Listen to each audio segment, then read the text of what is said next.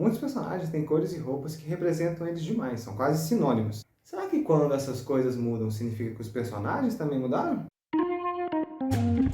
E aí, gente, me chamo Henrique, estudante de Psicologia, e aqui é o canal Analítica Hoje, canal de Psicologia Analítica, e hoje a gente vai falar principalmente da personagem Arlequina, e sobre como cores e roupas, cortes de cabelo acabam representando não só o personagem, dando várias informações sobre eles, mas também quando eles mudam, geralmente significa que alguma coisa mudou também. Não só externa, mas também interna. Recentemente, eu decidi ver todos os filmes da Arlequina para entender um pouco mais sobre a personagem. E enquanto eu estava vendo, algumas coisas chamaram minha atenção. 3 conjuntos de cores, 3 temas e 3 homens, ao longo dos 3 filmes em que a Arlequina aparece, interpretada pela Margot Robbie. E isso me fez lembrar de várias situações, por exemplo, em filmes em que o personagem cresce, amadurece, ganha novas habilidades e junto disso a roupa muda. Geralmente não troca a roupa só porque a pessoa cresceu, mas também para representar essas mudanças, esses resultados de treinamentos, por exemplo. E isso também aconteceu com a personagem da Arlequina, ou Harley Quinn, se preferirem, que ela é geralmente vista como capanga do Coringa, mas principalmente como vilã do universo e dos filmes da DC. E essas mudanças, desde capanga até cada vez mais vilã ou anti-herói por conta própria, foram muito bem retratadas nos filmes. De que jeito? Na história da personagem, ela não começa como Harley Quinn. Ela era antes a psiquiatra Harleen Quinzel, que trabalhava no Asilo Arkham, que é onde geralmente o Joker fica internado. E no filme, em flashbacks, ela aparece principalmente usando uma roupa social azul, um azul escuro. E essa roupa, geralmente, pegando a ideia de psicologia das cores, passa tanto uma tranquilidade, mas também mais seriedade. E é assim que ela quer se apresentar para o trabalho dela, como uma pessoa séria, também de jaleco. Enquanto isso, o Coringa está lá com a camisa de força. E eles vão conversando, eles vão se envolvendo cada vez mais, essa relação de paciente e de terapeuta vai ficando conturbada, e com isso, Coringa começa também a influenciá-la. Além da roupa azul dela, ela também aparece com uma roupa vinho, no momento em que o Coringa está torturando ela antes deles escaparem. Quando eles escapam, ela está de novo com a camisa azul, mas o Coringa já está com uma camisa social vinho. Talvez a roupa que ela estava usando, não sabemos, mas junto disso, ele também está com um carro. O carro dele é da mesma cor da roupa. Então a gente já consegue, né, a partir dessa repetição de cores, juntar essa cor vinho, roxo, rosa, mais escuro, com o Coringa, e o azul a princípio, com a Harleen Quinzel ou com a própria Arlequina. Podendo até mesmo supor que esse roxo que ela usa antes dele escapar já vai indicando tanto que o Coringa está influenciando ela. Depois que eles escapam, tem a cena do nascimento da Arlequina. Antes de falar do nascimento do filme, é importante contar que quando a Arlequina nasceu nas histórias em quadrinho, ela tinha também cores muito específicas e uma roupa muito específica. Ela usa as roupas de Arlequim, que é esse membro de um teatro circense, ou até mesmo de circos, em que geralmente você tem um Pierrot, um palhaço, acompanhado do Arlequim, que às vezes luta pelo interesse de uma outra personagem. Mas quando ela nasce no universo dos filmes, ela não usa essas roupas. E essas cores só vão aparecer no terceiro filme, e isso tem grande importância, então espere por isso. Quando ela vai nascer no filme, ela está naquela indústria de substâncias químicas, ela usando azul, o Joker usando vinho, ele pede para ela se sacrificar por ele, ela se joga no tonel de produtos químicos, não reaparece e ele pula. E a Harley Quinn nasce. Mas quando ela nasce naquele tonel de substâncias, algo muito interessante acontece. As cores das roupas dos dois começam a sair. Começam a sair e se misturar naquela reação química entre os dois personagens. Então, o que é dela se mistura com o que é dele, e isso forma a nova personagem, a nova forma, a aparência e persona da Harley Quinn. Tanto que são essas cores que definem ela no primeiro filme, rosa e azul. E isso já mostra um dos temas principais da personagem no primeiro filme, dependência. Ela depende muito do Coringa. Ela tá num relacionamento abusivo, em que ela é constantemente enganada por ele, e ele vai usando todas as formas possíveis e impossíveis para manter isso. E a forma como ela é representada reforça muito isso. Ela tá com uma roupa de líder de torcida, já mostrando que ela torce para alguém. Não torce para ela torce para o outro, ela torce para o atacante. Ela torce pro Joker. Além de ser geralmente associada a essa ideia mais juvenil. Ao invés dela ser uma mulher adulta, ela é representada mais como uma criança ou uma adolescente rebelde. As próprias Marias Chiquinhas dela foram muito criticadas por isso, porque é uma figura sexualizada ao mesmo tempo que infantilizada. Ela tem várias tatuagens falando que ela é propriedade do Coringa, ela tem coleiras com o nome dele, então tudo foi colocado em cima dela para colocar seu papel de dependência nesse filme. Mas ao longo do filme, conflitos dela com ela mesma, com a vilã do filme e com o próprio Coringa, vão mudando essa situação. Ao longo do filme, ela constantemente tá com o seu azul e rosa. E isso vai se mantendo até o momento em que ela reencontra com o Coringa. Ele não tá com as cores usuais dele, ele tá com um blazer bem branco e preto. Quase aquela ideia de tentar deixar o mundo muito dividido, certo e errado, não misturando muito as coisas. Assim como a Arlequina também, ela tá com essas duas cores, não tem uma grande alteração das outras. No máximo um pouquinho de vermelho, um pouquinho de branco, mas tenta mostrar esses polos nela. E ela é uma personagem que continua também nesses papéis muito rígidos, muito definidos. Até o momento em que o Coringa salva ela, eles estão no helicóptero, mas o helicóptero é derrubado e ela perde o Coringa. Fica desolada e tira a coleira. Ela começou a perder a presença do Coringa nela, já começando a mostrar sua libertação, sua emancipação, que vai aparecer no próximo filme. Nessa hora a equipe está bem abalada, praticamente tudo parece perdido e eles vão para um bar. Então quando eles estão bebendo, ela faz um drink para todo mundo e um drink para ela. E qual é a cor do drink dela? Azul e rosa. Quase como se dentro dela tivesse faltando o Coringa. Ela vai ingerindo as cores que representam dela, talvez para preencher esse vazio. E eu acho que isso é algo que já aconteceu com vocês, já aconteceu comigo também, quando alguma relação acaba representando demais parte da minha personalidade. Então meus gostos começam a virar os gostos da pessoa. Às vezes a gente se vincula demais a alguma coisa e cria um ciclo vicioso. Às vezes com responsabilidade nossa, às vezes com responsabilidade do outro, às vezes com responsabilidade mútua. E quando a gente perde isso, a gente perde parte da nossa identidade. Quem nunca começou a perguntar, o que eu vou ser agora? O que eu sou sem essa pessoa? Então o que eu sou sem esse gosto? A gente acaba se atrelando a certas coisas para nos dar significado. E às vezes a gente precisa perder essas coisas sim para dar o passo além. Depois dessa cena eles se reorganizam e vão lá lutar contra a final boss do filme. Tem esse momento em que todos começam a ter alucinações, e a alucinação dela é muito voltada a um casal perfeito, ela com o Coringa, sendo que nenhum dos dois tá mais como vilões, com os dois filhinhos, todos eles usando as cores do azul e do rosa, ela presa nessa ilusão, presa nessas cores, presa, perdida na personagem, precisando de, às vezes, uma reação externa para mudar. Ela sai dessa ilusão, derrota a vilã e parece que tá livre. Mas no final do filme, quem aparece? O Coringa. Você começa a pensar, nossa, de novo? Vocês podem já pensar em inúmeros exemplos, ou já viveram esses exemplos de ciclos viciosos. É difícil romper padrões, ainda mais quando eles fazem algum sentido pra gente. Mesmo que nos façam mal, não é fácil. Já no próximo filme, as expectativas são um pouquinho quebradas. Ao invés deles continuarem, a relação deles quebra. O Coringa dá um pé na bunda dela. Parte da história é isso. É ela se desintoxicando do Coringa e começando a viver a própria vida. A vida de Harley Quinn. Não mais a capanga. Isso é muito forte em relação ao que um Arlequim é. As características, além das roupas, que geralmente são com quadriculados, essas cores mais do vermelho, branco e preto, mas também tem vários Arlequins de roupas bem coloridas. Mas as características principais são agilidade, coisa que a gente sabe que ela tem. Astúcia, é alguém que sabe enganar, é alguém que sabe também pensar nas mais variadas soluções para um problema. É um servo, então o Arlequim geralmente serve a algo ou a alguém, e é alguém que é perdido pelo amor. Geralmente sendo servo do próprio amor. Mas a partir desse filme, ela não quer mais servir. Pois se antes as cores eram azul e rosa, com o tema da submissão e com a figura masculina do Joker, nesse filme vem uma nova cor. Amarelo canário. E canários aparecem várias vezes ao longo do filme.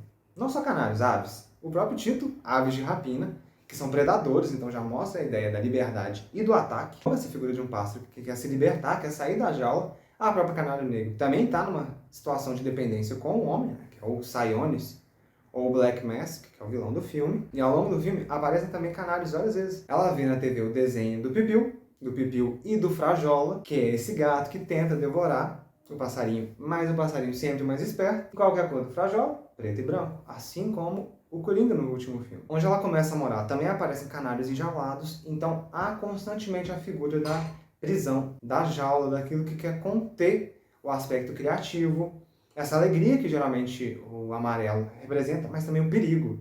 As faixas de perigo costumam também ter essa cor do amarelo, que ele é chamativo.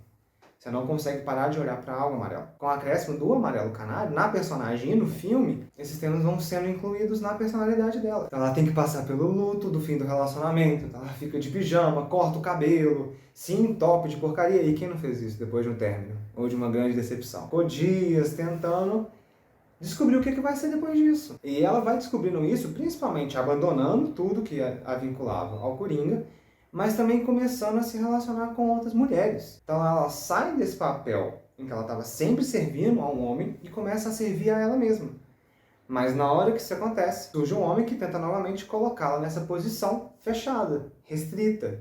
E ela vai conseguir essa liberdade a partir das novas asas que ela vai adquirir com a equipe dela e também com ela própria. E isso no filme é tratado de várias formas, né? Com vários personagens geralmente sofrendo as ações de homens ou de um sistema patriarcal e elas rompendo para além desse sistema. A própria Arlequina se entra em uma furada e acaba tendo que trabalhar para os Psiones, e ela tem até uma alucinação nessa hora, em que ela aparece numa referência a uma cena clássica da Marilyn Monroe, mas já mudando a posição, né? Ela não é mais só esse objeto de desejo, esse diamante que é aquilo que as mulheres mais amam. Ela quer ser a própria diamante, ela quer ser a dona do próprio negócio, ela quer ser livre. E para ser livre, ela vai ter que destruir essas figuras. Até chegando no final, em que elas se unem e destroem o Black Mask, que nessa hora está usando uma cor igual a do Coringa no primeiro filme. Mas não preto e branco, o vinho.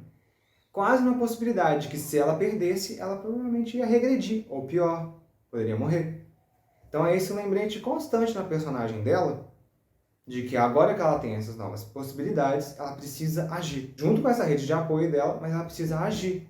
Pois agindo, ela vai se transformar. Não pode ser só uma mudança estética, a mudança tem que ser total. E no final do filme isso fica mais evidente, porque ela está usando uma roupa principalmente azul, com chamas vermelhas e amarelas, entra no carro que ela roubou, junto com a menina que ela fez a amizade ao longo do filme, e a hiena que ela adotou no começo do filme também. E quando eu vi essa cena, eu lembrei de uma outra coisa que tem muito a ver com o simbolismo do trickster, do palhaço, desse agente do caos, que a Arlequina também representa. As cores principais do tarô de Marselha são vermelho, que a gente pode puxar um pouquinho para o rosa, azul e amarelo. E na carta do louco, que geralmente representa tanto o início e o fim das coisas, essa transformação constante, não só tem esse louco com as três cores, a trouxinha, que a gente pode talvez substituir um pouquinho para o carro e para a bagagem emocional dela, e tem um cachorro.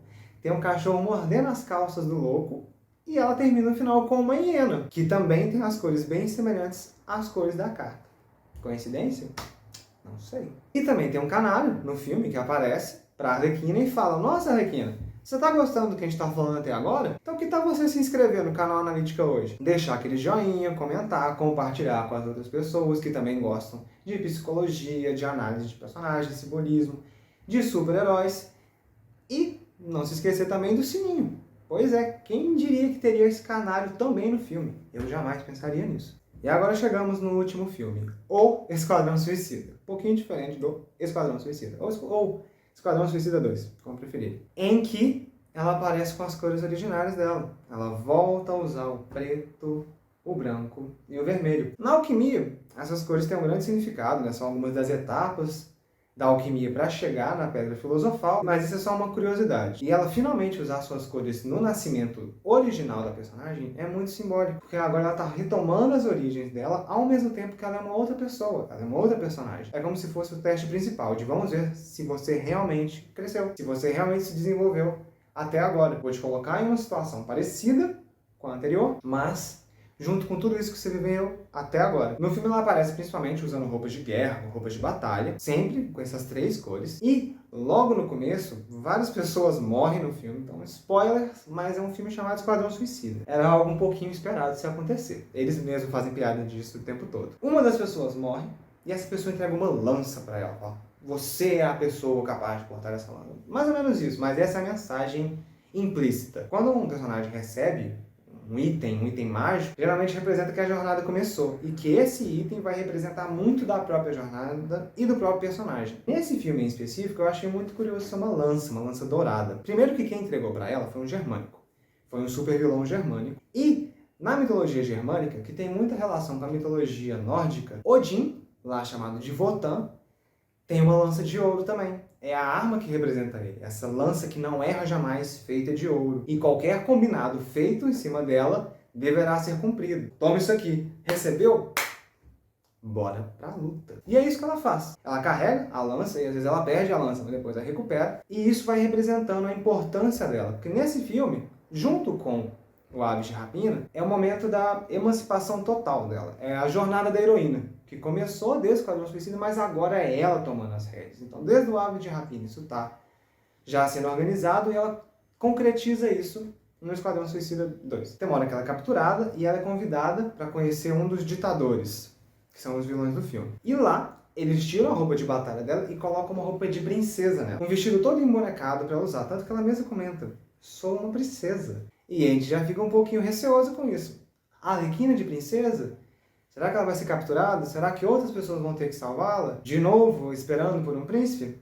Mas as coisas não vão muito bem assim. Ela conhece, sim, o ditador, que pra ela é um gostosão, e aí eles se pegam, vão se conhecendo, e junto disso vão aparecendo vários pássaros, porque ele guarda vários pássaros enjaulados. De novo, esse simbolismo. Quase como um alerta pra ela e pra gente. Arlequina, por favor, não entra nessa furada, é um boy bosta, um boy lixo, vai embora. Bate esse desespero, mas ela surpreende a gente. Na hora que ela percebe que ele é um bosta, ela pega a arma e mata o cara. Destruiu e fala, eu prometi que eu não me permitiria voltar nisso. Não vou voltar nesse ciclo vicioso. Vou cuidar de mim. Ela demonstra que as mudanças não foram à toa. Ela não é mais aquela personagem. Ela pode ter o mesmo nome, mas ela não é mais a mesma pessoa. Ou então aquilo que existia antes foi redefinido. O rosa não é mais o mesmo rosa. O azul não é mais o mesmo azul. Tanto que ela continua usando essas cores no Aves de Rapina. E o preto e branco e vermelho da origem dela já não é mais a mesma coisa. Então depois que ela mata o cara, obviamente ela é capturada pelos capangas dele, mas ela lindamente consegue escapar, matando todo mundo também. E à medida que ela vai destruindo, flores vão surgindo ao redor dela,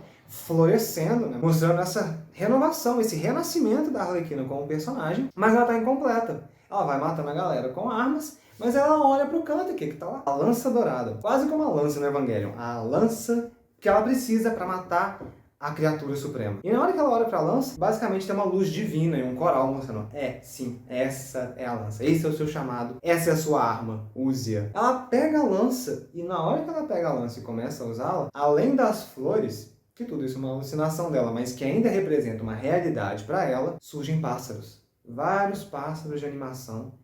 Esses pássaros estão todos livres, eles acompanham ela para a liberdade dela, ela vai destruindo tudo no caminho, mas finalmente o pássaro não está mais enjaulado e a Arlequina não está mais dependente. Tanto que enquanto isso está rolando, o Esquadrão Suicida está bolando uma forma de libertá-la, de soltar a princesa do castelo, mas ela se liberta do próprio castelo, ela já evidencia para todo mundo e para ela mesma, ela não precisa de mais ninguém, mas ela vai sempre contar com os amigos, com a equipe dela, porque também não adianta você ser um herói sozinho. Um herói, independente de quem for, precisa dos outros, precisa do coletivo. Naruto não seria ninguém sem Konoha. E aí ela termina o filme com esse monstrão apocalíptico espacial tentando destruir a galera. Ela vai lá, pega a lança, pula e dá o golpe necessário para finalmente destruir. Finalizando a jornada dela, matando o dragão e revitalizando o mundo por inteiro. Fechando o arco da personagem que a gente tem até agora e mostrando o tanto que não só as cores, as roupas já dão mensagens pra gente sobre os personagens, como também a importância de que a mudança externa acompanhe a mudança interna e a mudança interna acompanha a mudança externa. Assim como a gente tá bolado e acha que mudar o quarto ou mudar o cabelo, fazer uma tatuagem vai mudar. Só fazer não basta. Não basta só colocar um decalque e achar que mudou. Tem que agir verdadeiramente. Assim como a Harley Quinn fez. Mas e aí, gente? Gostaram? Se gostaram, não esquece também de dar aquele joinha, compartilhar, comentar e darem mais sugestões pra gente. Então, até mais!